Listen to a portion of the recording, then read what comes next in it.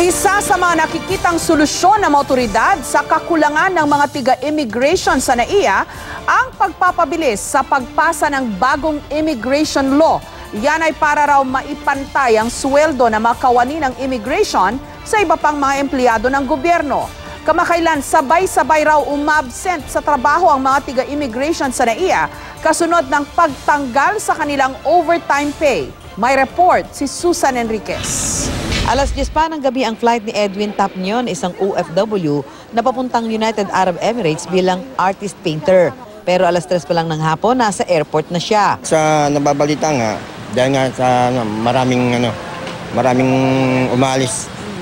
At dumarating? Dumarating. Okay. Kaya nagmaaga. Papuntang Singapore naman si Monica Lubrera para mag-report sa kanyang trabaho.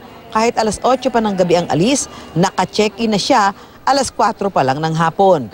So sabi nila 5 hours before departure. So napaaga na lang ako. Mahirap na, baka mamaya hindi ako makaalis. Sina Edwin at Monica, ilan lang sa mga nag-aalala sa mahabang pila ng pasahero sa Ninoy Aquino International Airport. Bukod kasi sa peak season na ngayon sa air travel dahil bakasyon at mag-Holy Week, kulang ang mga kawani ng Bureau of Immigration na sumasala sa mga paparating at papaalis sa bansa. May mga araw na 3 lang ang counter sa immigration kaya humahaba ang pila.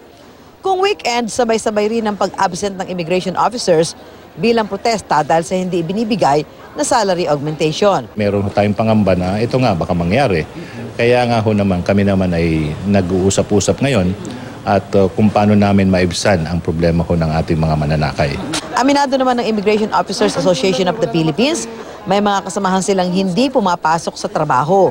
Pero hindi daw sinasadya ito kundi dala ng kanilang sitwasyon sa pananalapi. Yung work stoppage, mass leave, hindi yan namin kinoconsider na isa sa mga options namin. Yung mga members namin na nahihirapan na halimbawa absent tapos nagkasabay-sabay, personal at individual decision nila yon.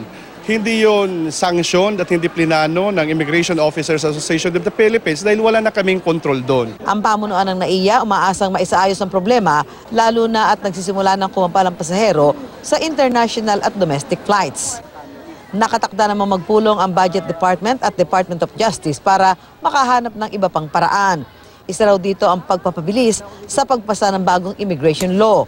Isa rin ito sa isinusulong ng Union ng mga empleyado sa Bureau of Immigration para tumaas na ang sweldo ng mga kawani. Hindi pa na-upgrade yung salaries ng mga BI employees. So as of now, meron pa kaming salary grade level 1. So around 9,000 and that is a minimum, mas mababa pa sa minimum wage. Siyempre, isa-certify ng Presidente yan para mabumilis. But it has to start with the House of Representatives since it will have some appropriation, it's an appropriation matter, dapat mag-umpisa lang yan sa House. Susan Enriquez, GMA News.